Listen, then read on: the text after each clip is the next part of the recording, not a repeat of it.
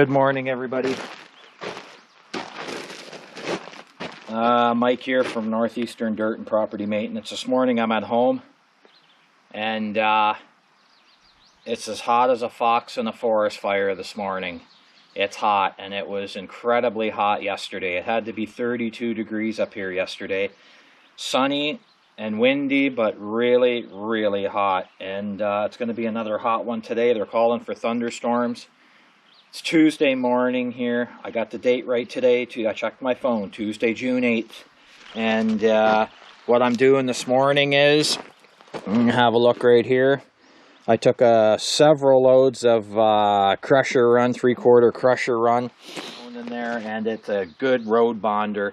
So I took a few loads for my drive here because I needed gravel badly in this driveway. So I took two loads, and another load over here, and I'm just grading it out this morning and trying to get some of this gravel down while I have time. And I've been hustling on my Quonset building pad over here. I'll show you after a bit of progress I made down there, laying down some gravel over there. So right now I'm just going to do a little bit of spreading of this gravel with that Kubota, 2501 Kubota, and yeah, we'll go from there. And hopefully I can get this done in no time, because it's going to be a hot one today.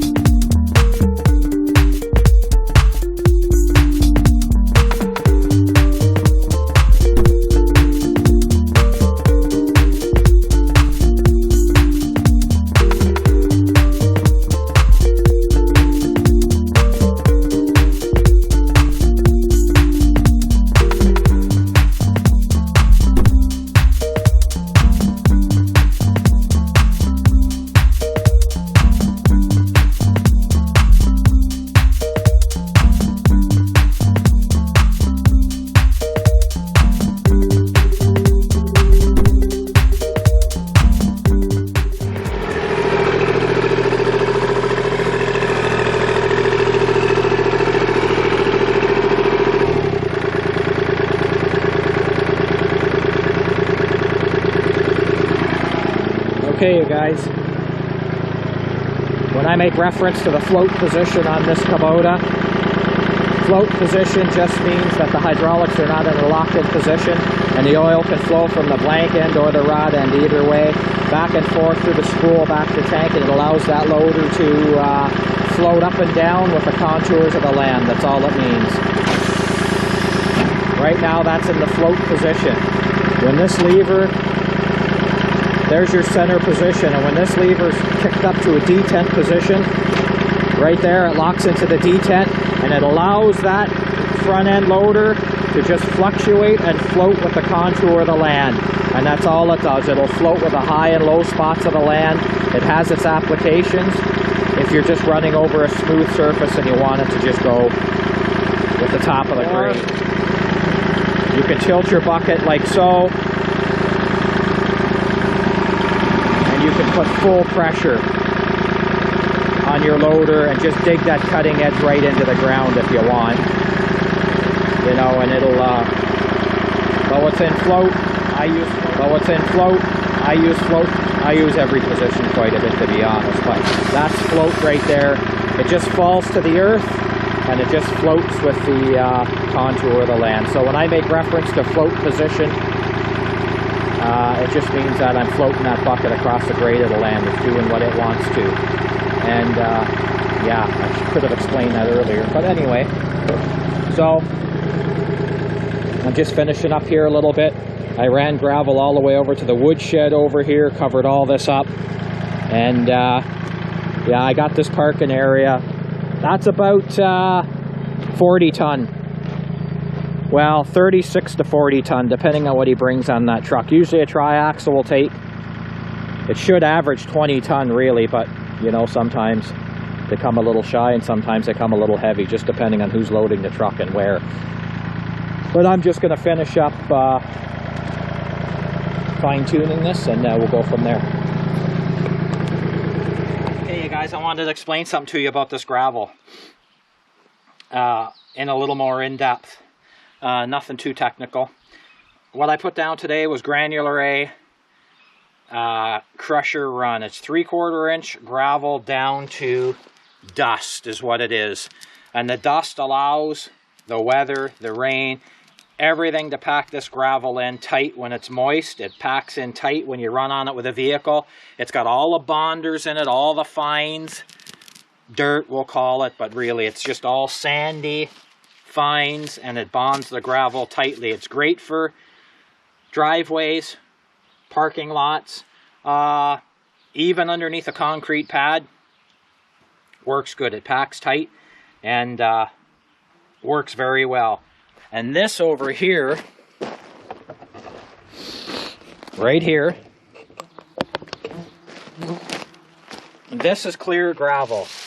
If you look at this gravel right here, and you look at this gravel, look at the difference. 3/4 inch clear wash gravel. This is put in a crusher, screen, 3/4 inch, washed and put out. It's got no fines in it. That's what's underneath my crusher run. And there's your crusher run, just full of dust and full of fines. So, the difference being the clear gravel that's been washed and screened is much more expensive. Of course, it's more laborious. There's more steps to it to give you a good product in the end. The crusher run is just dropped in a crusher and fired out the other end, and you get everything that comes out the other end with it. So that's the difference. The clear gravel being more expensive, and you'd use it on weeping tiles, septic systems, anything like that where you want no fines, clear gravel, and some clear percolation. And like I say, the fines, anywhere you want a good solid road bonder, really, it works really good as with a bonding agent in it, really. And that's just the difference. The crusher run is the cheapest gravel you can get, really, because it's takes less to manufacture it, so it's the cheapest.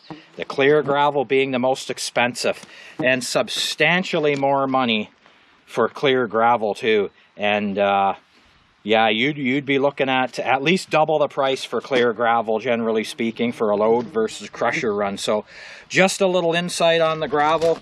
When you order your gravel, make sure you get what you order, man. Check it out. If you order clear, get clear. If you order crusher and you paid for crusher, that's what you can expect. So I just thought I'd give you a lesson. And the parking area is all done. I put the vehicles back. And yeah, it's looking pretty good. I got a little more work to do yet, but this is it for now. All right, you guys, thanks for tuning in today. And I'm waiting for that thunderstorm. Thanks a lot. Bye.